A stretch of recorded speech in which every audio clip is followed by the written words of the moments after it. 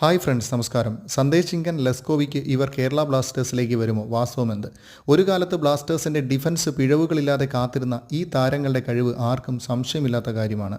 എന്നാൽ ബ്ലാസ്റ്റേഴ്സ് വിട്ട് Croatian ക്ലബ്ബിലേക്ക് ചേക്കേറിയ ലെസ്കോവിക്കിന് Blasters ഫാൻസിൻ്റെ ഹൃദയത്തിലാണ് സ്ഥാനം. എന്നാൽ ജിങ്കൻ ബ്ലാസ്റ്റേഴ്സ് വിട്ട് ചിരവൈരികളായ മോഹൻ ബഗാൻ സൂപ്പർ ജയൻസിലേക്ക് പോകുമ്പോൾ ബ്ലാസ്റ്റേഴ്സിനെ മാത്രമല്ല ബ്ലാസ്റ്റേഴ്സിൻ്റെ ഫാൻസിനെയും അപമാനിച്ചിട്ടാണ് കേരളം വിട്ടത്.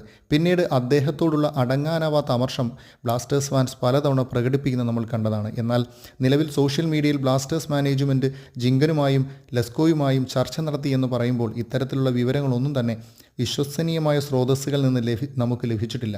കൂടാതെ സന്ദേശ് ചിങ്കൻ 2026 വരെ ഗോവയുമായി കരാറുള്ളതിനാൽ 2025 ട്രാൻസ്ഫർ വിൻഡോയിൽ കേരള ബ്ലാസ്റ്റേഴ്സിലേക്കോ മറ്റ് ഒരു ക്ലബ്ബുകളിലേക്കോ പോകാനുള്ള സാധ്യതയില്ല.